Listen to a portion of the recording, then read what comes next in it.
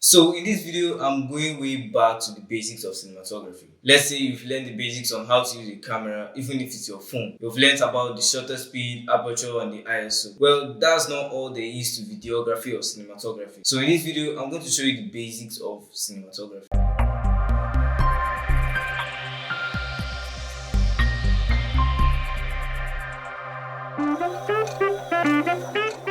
Cinematography is a very broad topic that can be covered on in one video. The role of a cinematographer is very technical, and if you're not careful, your whole film or video can end up looking like crap. The cinematographer, or DP, which means director of photography, is a very important role or part of a video, no matter what kind it is. So the role of a cinematographer can be divided into three parts or elements. These are exposure, lighting, and camera positioning or movement. To be a good cinematographer, you have to learn how to control these three elements that create a visual style or story which fits into the tone of what you're creating. So let's start with the first one, which is the exposure. Exposure is simply the amount of light that enters into the camera that can either let in more light, which makes the image bright, or can let in less light, which makes the image dark. One of the most important parts of a cinematographer is to achieve the correct exposure that matches the tone or feeling of the story when you're shooting. I actually talked a lot about exposure in one of my previous videos, which you can check out by clicking the card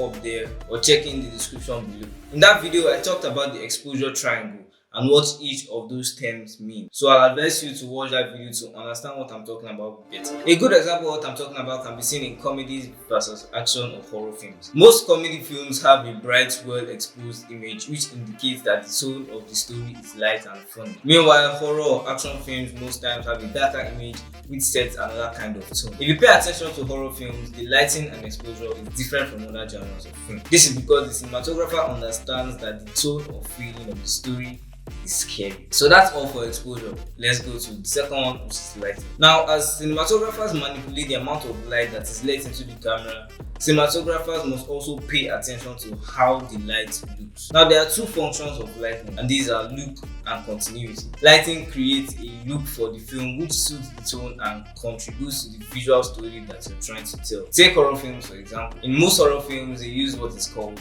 ugly lighting. That is, they use colors or mix of colors that aren't pleasing and makes you uncomfortable, and also sends a message that something bad or scary is about to happen. Continuity, on the other hand, has to do with maintaining a consistent source of light so that the exposure doesn't change or fluctuate over time. Film lighting is done with continuous light sources. This means that the output of an electrical light is fixed, unlike in photography where flash is normally used. Lighting is a very important role which the cinematographer has to carefully carry out in a way that it suits the story that is being told. Lighting is actually a broad topic that a cinematographer has to master. As a cinematographer, you have to know the types of light, how to properly light a scene, and other stuff. Now let's go to the third and last one, which is camera movement or position. This has to do with the placement of the camera and how it moves. Now, with camera positioning or placement, there are some rules or guidelines that you have to follow. An example of that is the 180-degree rule. That rule states that the camera should be kept at one side of an imaginary axis when shooting a scene that occurs between two characters, so that the first character is always framed right of the second character. For instance, I have two characters having a conversation. There is an imaginary line that cuts through those characters. Now, your camera should be placed on only one side of that line. However, some filmmakers have intentionally broken that rule for an effect or to tell a story. So it's all about the visual story that you're trying to pass to the audience. How each shot in a movie is made should be a careful choice by the cinematographer. Now, some directors leave this to the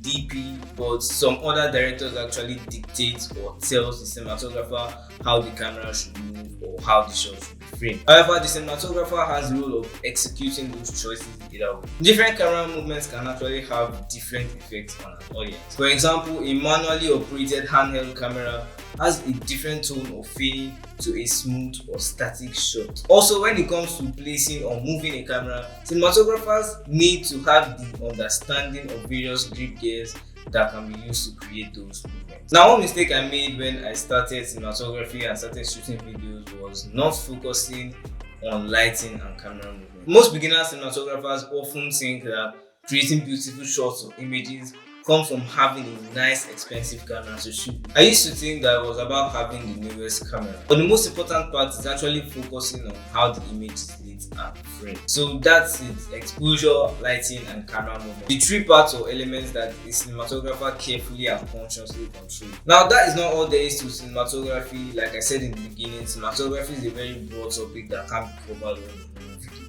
These are just the fundamentals. But if you're just starting out in cinematography, always remember these three elements. So that's it for this video. I hope you learned a lot of new things and you apply them when you're shooting. If you like the video, make sure to give it a thumbs up and subscribe below. You can also support me on my Patreon page by going to patreon.com/salemstudios.